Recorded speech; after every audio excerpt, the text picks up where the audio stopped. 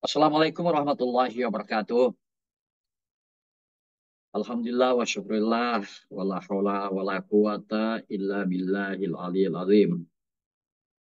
Pada malam ini, pada kesempatan ini, kita kembali lagi berbincang-bincang soal dinamika perpolitikan nasional bersama sahabat Agung Wisnuwardana dan Cak Khairudin sebagai moderator. Saya mengikuti penjelasan dari sahabat saya, Cak Agung, sangat menarik sekali mengenai hiruk pikuk perpolitikan saat ini. Bangsa ini sedikit terobati dari kesumpekan, dari kegalauan, dari kemuakan mengamati politik di negeri ini dengan kemenangan sepak bola usia 20 tahun Indonesia melawan Argentina. Para pejudi-pejudi semua mengatakan bahwa Indonesia ini tidak mungkin dan mustahil bisa mengalahkan Argentina yang ranking 1 dunia, sementara Indonesia itu kalau tidak salah ranking 130 sekian. Artinya ibarat langit dan bumi, tidak mungkin mengalahkan Argentina. Gambaran seperti Argentina Indonesia itu bisa kita jadikan sebuah penjelas melihat oligarki kekuasaan Jokowi. Jokowi ini ibarat Argentina yang mungkin tidak bisa dikalahkan oleh doa, oleh nasihat-nasihat para ulama, habaib. Jadi Jokowi ini kan manusia yang sudah buta tuli gitu kan. Tapi saya yakin dan percaya Jokowi ini sedang mengalami kegalauan tingkat tinggi, mengalami detik-detik kebingungan saat-saat beliau di akhir kekuasaan. Tidak ada yang mustahil di dunia ini. Sama halnya tidak mustahil mengalahkan Argentina, pemain Indonesia yang tidak pernah diperhitungkan. Begitu Jokowi. Jokowi ini kan sangat kuat sekali. Ya. Saya mengatakan Jokowi ini lebih otoriter, lebih powerful daripada Orde Baru. Karena Jokowi bisa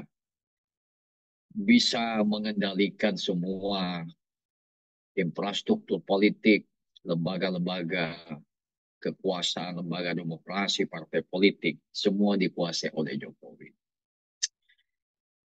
Detik-detik tumbang Jokowi ini sudah di depan mata ini.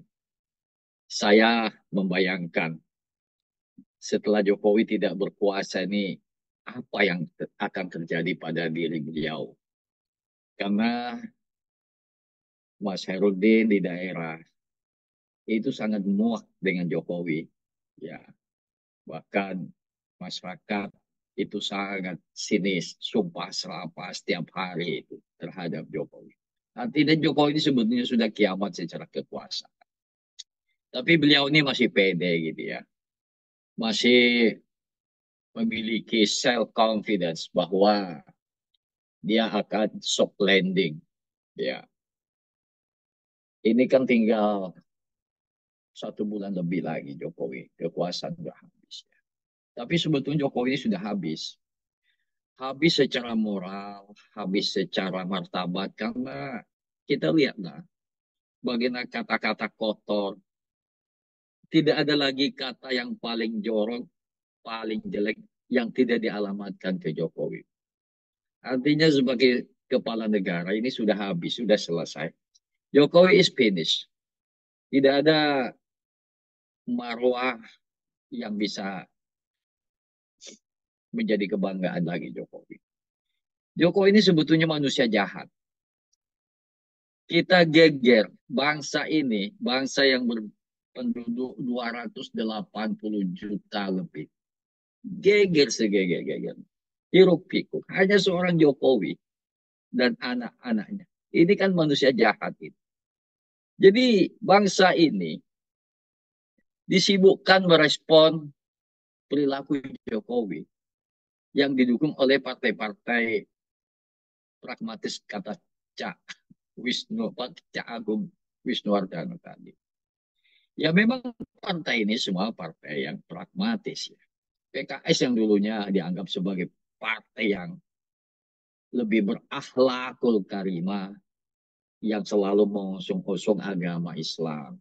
Tetapi kan faktanya sekarang ini sami mawon dengan partai yang ada. Ujung-ujungnya kan soal sharing of power, kekuasaan. Jadi masih mau menjadi penjilat dengan rejim ini. Selalu ingin memposisikan diri sebagai partai yang bersih, berakhlak karimah, partai dakwah. Tetapi toh pada akhirnya ketahuan juga.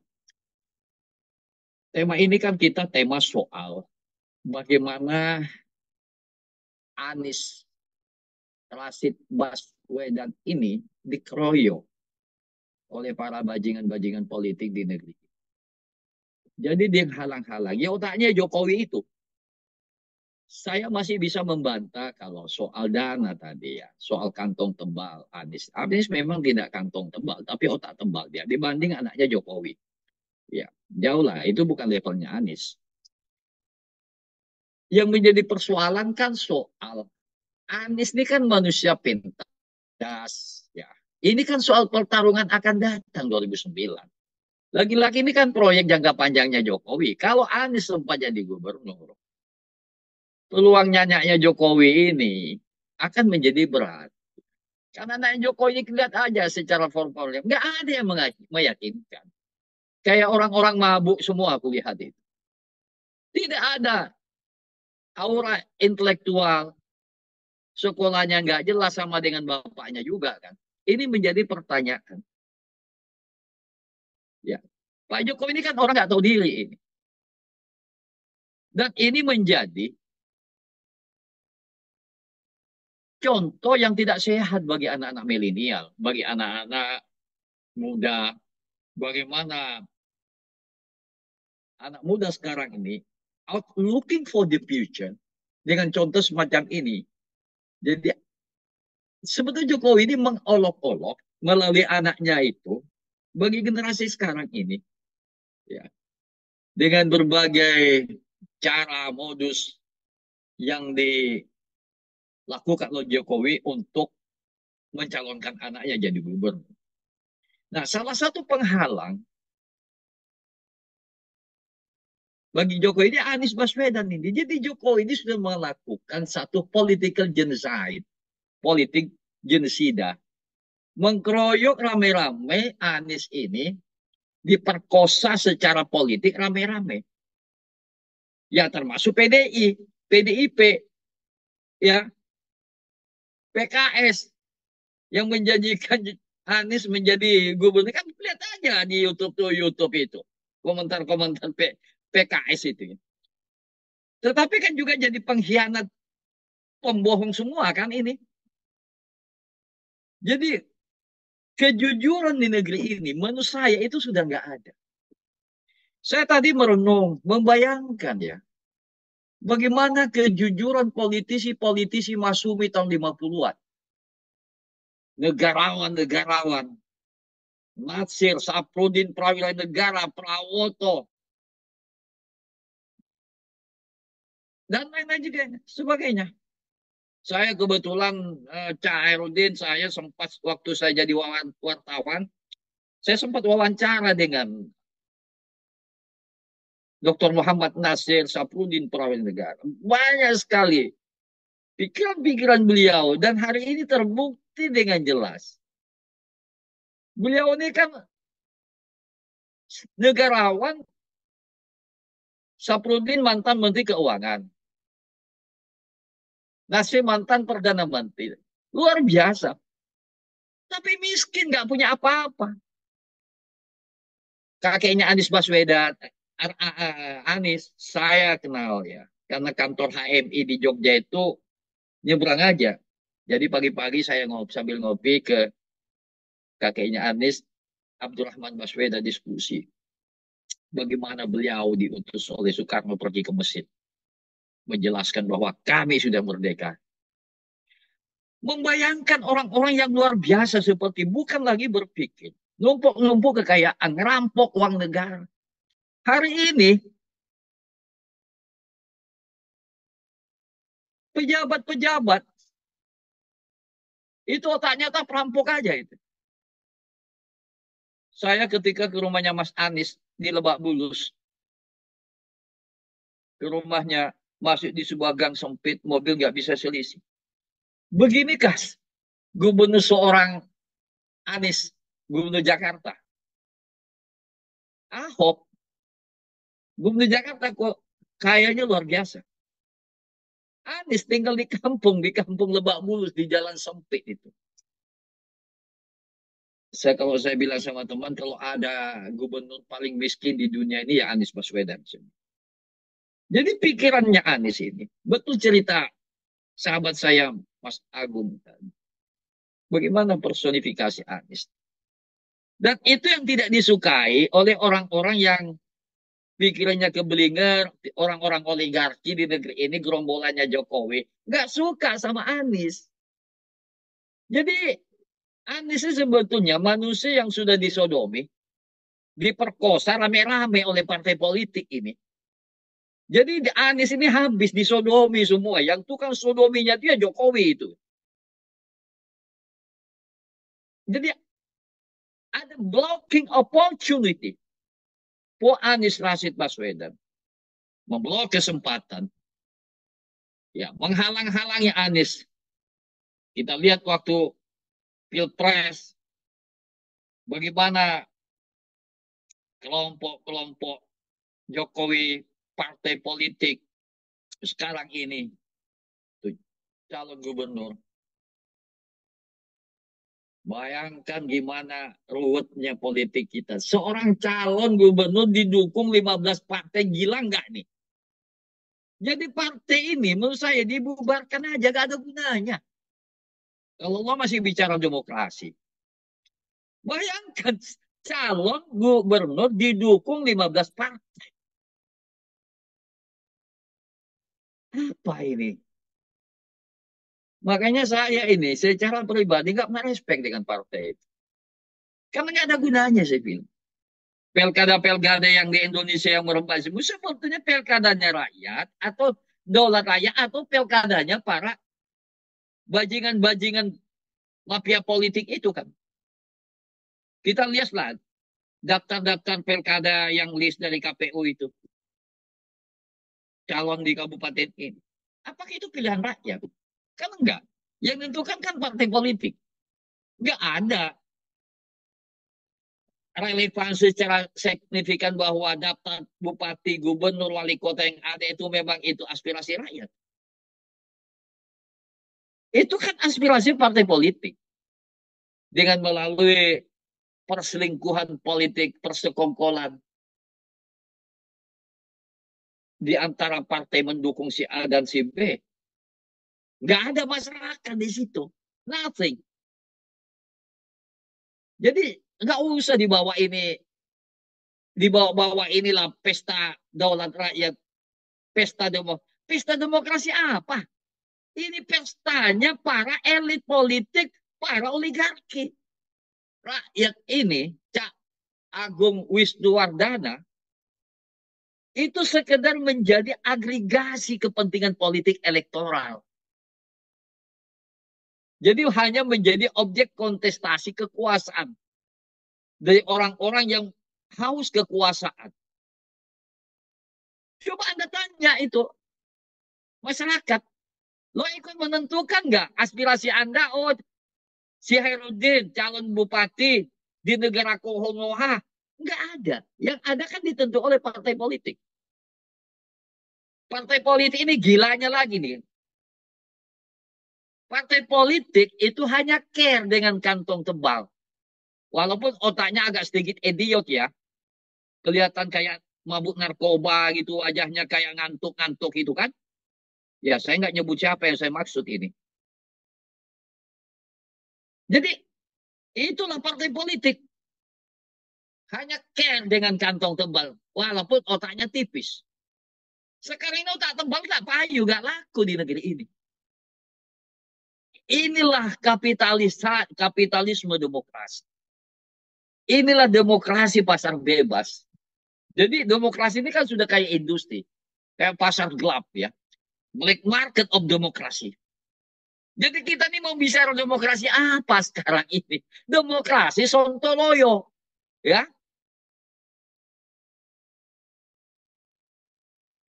Coba bagaimana Kim Plus ini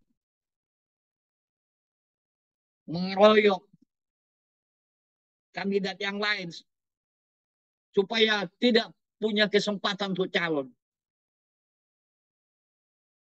Bagaimana Pilkada mengkotak kosongkan. Ya Herudin, saya sebelum masuk Zoom ini, ada seorang wartawan di Banjarmasin, so media online itu cukup populer di Kalsel. Mas Suheb, minta komentar Anda. Ada 2 kabupaten kota kosong di Kalimantan Selatan. Saya pura-pura nggak tahu itu. Siapa saya bilang? Kabupaten Balangan dan Kabupaten Tanah Bumbu. Minta komentarnya lewat voice record. Maaf, saya lagi ngisi acara. Karena saya ini di Heraldin jelek-jelek gini hampir setiap hari saya menjadi komentator. Ya. Kucing lewat saya disuruh komentar. Tikus lewat saya minta dikomentari. Jadi komentator. Jadi komentator kayak komentator sepak bola. Jadi masyarakat sekedar menjadi pensuplai suara. Nanti suara-suara rakyat ini nanti dijual ke politisi. Nanti politisi dijual ke oligarki. Jadi kayak lingkaran setan kita ini. Yang katanya negara demokrasi terbesar di dunia. Jadi rumah demokrasi kita ini udah rusak sekarang ini. Reformasi sudah dibajak oleh kaum-kaum oligarki, penjahat-penjahat politik.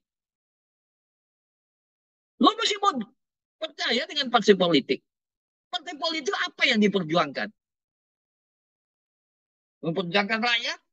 Lihat aja kelakuan Dewan di Jakarta itu. Jadi ada disappointed of the people. Jadi saya, kalau bisa kita nggak usah nyoblos nih. Yang ada tuh satu komunitas kampanye coblos semua itu. Percuma. Nggak ada tarung bebas. Yang ada kayak makanan itu sudah disiapkan di meja, tinggal makan gitu ya. Walaupun menunya nggak selera, ya kan nggak semua orang suka warung Padang kan. Ada suka soto Makassar, coto Makassar. Jadi pilihan kita ini nggak ada. Pilihan kita ini disuruh memilih kotak kosong. Ini dan demokrasi. Ini demokrasi apa ya? Demokrasi sontoloyo yang begini. Dan inilah yang dibangga-banggakan. Dan di situ ada pemilik modal. Para kapital-kapital yang membiayai pilkada. Di Kalsel itu, Cak Hairudin ada satu kandidat didukung 9 partai politik. Gila enggak ini? Yang didukung itu nggak tahu alih batasannya ilmu politik. Dia seorang ASN. Nggak punya jam terbang politik. Suruh aja baca bukunya Profesor Edward Aspina atau Marcus Messner. Tahu nggak judul bukunya itu? Kan nggak perlu di negeri ini kuliah ilmu politik. Saya ini kan dosen ilmu politik nih. FISIP. Nggak perlu kuliah. Yang penting Anda banyak duit kan. Anda bisa didukung oleh masyarakat. Ini juga masyarakat ini masih mata-mata duitan orang receh gini ya. Jadi ini persoalan juga tingkat literasi politik rakyat Indonesia yang rendah. Sehingga mudah dikebulin ya. Dikebulin oleh para politisi, ya uang-uang receh yang dibagi-bagi. Ini kan soal rezeki musiman kan. Jadi kayak malaikat Mikail itu membagi-bagi uang. Dan mereka senang. Penelitian saya, hasil riset saya di Kalimantan Selatan, money politik 67%. Jadi memilih orang itu bukan karena orang itu otaknya cerdas, otaknya tebal. Enggak, karena dia kantongnya tebal. Anda kan tahu Cak Herudin, Cak Agung, Kalsel itu penghasil batu bara terbesar kedua nasional. Jadi mining boss atau local strongman inilah pengendali irama permainan politik lokal di Kalimantan Selatan. Jadi Anda harus tahu password politik di Kalsel itu siapa. Kalau Anda mau selamat, mau menang, ya nuwun dulu. Dan Anda harus minta password Kalsel itu ke Sopo. Karena Kalsel ini passwordnya itu sangat kuat. Ya, kalau Anda ngandalkan otak tebal aja, ya udahlah. Jadi penjual bakso aja, nggak laku. Jadi Anda harus melakukan persenggamahan politik. Kepentingan dengan kelompok bisnis dan politisi. Ini realitas ini. Saya kebetulan menulis disertasi doktor saya tahun 2015 mengenai perselingkuhan politisi dan bisnis dalam pilkada di Kalimantan Selatan. Itu saya nulis itu. Jadi sumber daya alam SDA, mining industry activity, itu bukan saja soal urusan duit atau aktivitas bisnis ekonomi. Itu bukan saja. Tetapi lebih jauh adalah sumber daya alam itu sudah menjadi peralatan persekongkolan. SDA di Kalsel itu tambang itu sudah menjadi instrumen membangun patronase bisnis dan politik. Jadi bukan soal aktivitas ekonomi dan bisnis. Jadi demokrasi yang kapitalistik, demokrasi pasar bebas, intervensi para oligarki pemilik modal itu tidak bisa dihindarkan. Di sini rusaknya demokrasi di Indonesia ini. Ada shadow government, pemerintahan bayangan. I support you to competition in head local election. Kalau Anda jadi bupati, Anda jangan lupa sama saya, karena saya mensupport Anda. Kebijakan-kebijakan yang terkait infrastruktur dan sumber daya alam, berikan sama saya. Ini shadow government, pemerintahan bayangan. Sesungguhnya, gubernur yang sejati atau bupati yang sebetulnya itu hanyalah yang terpilih, yang elected in election, itulah hanyalah kacung. Jongos-jongos dari para pemilik modal yang disebut kaum oligark, pemilik modal, supporting financial for head local election. Ya, pemilik modal itulah yang sesungguhnya penguasa. Karena dia menjadi bandar politik, menjadi pendukung dana. Ini saya mencoba merefleksikan kasus di Kalimantan Selatan. Bagi saya, Kalsel menjadi menarik membaca peta politik lokal. Money politik sangat tinggi. Karena di situ ada perputaran duit. Sekarang hanya ada 2 calon gubernur Kalimantan Selatan. Istri gubernur yang ada sekarang bersaing dengan wakil gubernur yang ada ini. Namanya Haji Muhyiddin, berpasangan Hasnur Yadi. Haji Muhyiddin mantan wali kota, dia juga pengusaha tambang batubara. Hasnur Yadi adalah politisi dari Golkar, tapi tidak dicalonkan oleh Golkar jadi wakil gubernur Kalimantan. Ini kan gila nih. Jadi banyak kasus yang menarik di negeri ini. Saya kira satu-satunya di dunia. Aktivis partai politik, tapi kadang tidak didukung oleh partainya sendiri. Ini yang terjadi. Jadi ini kita rusak semua. Ya siapa yang merusak? Hidup rusak begini nih adalah kelakuan para politisi dan partai politik. Borong-memborong. Kim Plus. Itu bentuk sebuah praktek kejahatan politik di era demokratisasi di sebuah negara yang namanya Indonesia. Ini sebuah kejahatan politik. Persekongkolan politik. Sekedar ingin membunuh orang-orang yang tidak berada di dalam koalisi itu. Katakanlah PDIP. Ya, kita tidak tahu. Diskusi kita agenda malam ini kan sudah dibongkar oleh sahabat saya, Agung Wisnuwardana. Jangan-jangan memang ini sebuah permainannya ada main mata Megawati, Jokowi, Prabowo. Bermain di latar kedua, di panggung belakang. Ini soal politik.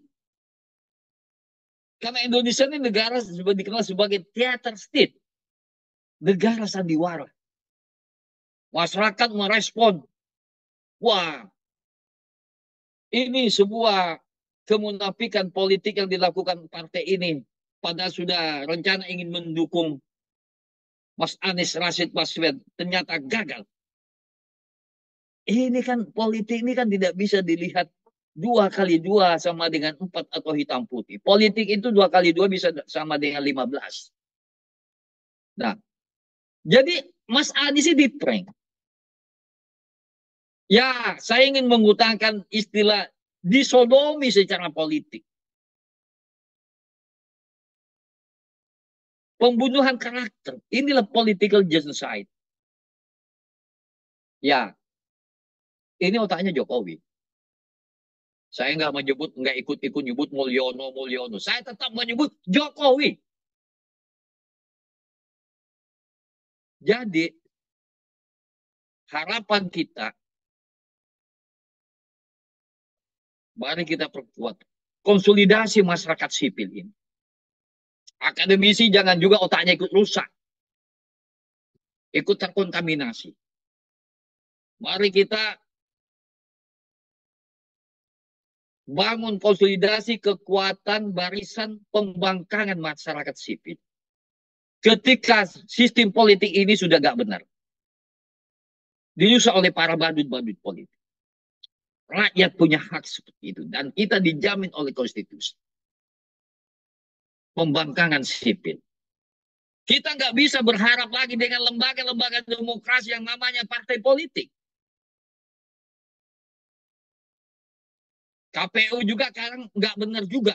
Banyak kasus di daerah itu manipulasi suara. Salah satu ketua KPU di sebuah kabupaten di Kalsel itu berurusan dengan hukum karena jual beli suara. KPU pusat. Jadi capek rakyat ini. Mending kita nonton sepak bola Argentina dan Indonesia dan sedihnya menghilangkan kesumpekan. Saya kira ini persoalan besar di negeri ini. Yang ingin saya garis bawahi adalah Anies ini memang sengaja disodomi, dibunuh, diperkosa secara rame-rame supaya nggak jadi gubernur. Kalau Anies jadi gubernur, maka peluangnya bertarung 2020 itu sangat luas punya kesempatan. Saya tadi di kampus saya di Universitas Islam Kalimantan Banjarmasin diskusi sama teman-teman menjelang sholat Jumat. Kalau begini situasinya Anies harus punya partai politik. Anies bukan lagi sebagai pengemis mencari belas kasihan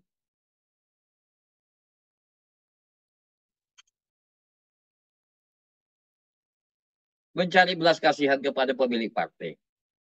Saya kira ini satu-satunya jalan mendirikan partai politik. Atau Anies menjadi seorang akademis aja, menjadi seorang akademisi, menjadi orang yang bisa mendidik rakyat Indonesia. Dia kan dulu rektor di Universitas Paramadina. Anies ini terlalu pintar menurut saya, terlalu jenius. Saya kira bukan tempatnya di Indonesia. Yang begini-begini kan orang ya sedikit agak bajingan, berwatak-watak bajingan. Anies ini kan orangnya ini kan wajah gimana ya? Wajah alim, ustaz. Ya, di Indonesia ini kan nggak bisa seperti itu. Sedikit agak-agak jadi kayak watak-watak bajingan yang bisa jadi penguasa. Kalau Anies ini menurut saya terlalu cerdas untuk Indonesia. Jadi gitu, Cak Khairuddin, Anies itu bukan soal dia nggak punya duit. Tapi memang harus disodomi, diperkosa, ada political genocide untuk Anies. Harus dibunuh, tidak dibuat bernapas. Ketika Anies jadi gubernur, maka Anies akan melenggang calon lagi 2029. Makanya yang dicalonkan sekarang Pramono Anung, yang tidak tahu kita elektabilitasnya apa, dan pada akhirnya juga sejarah akan menjadi hakim pengadilan dalam situasi di negeri ini. Ya, saya tadi memulai pembicaraan saya menyebut Argentina dengan Indonesia. Siapa tahu detik-detik sebelum tanggal 20 Oktober Jokowi menemui ajal kekuasaan secara mendadak. Kalau Tuhan berkehendak, kun fayakun. Assalamualaikum warahmatullahi wabarakatuh.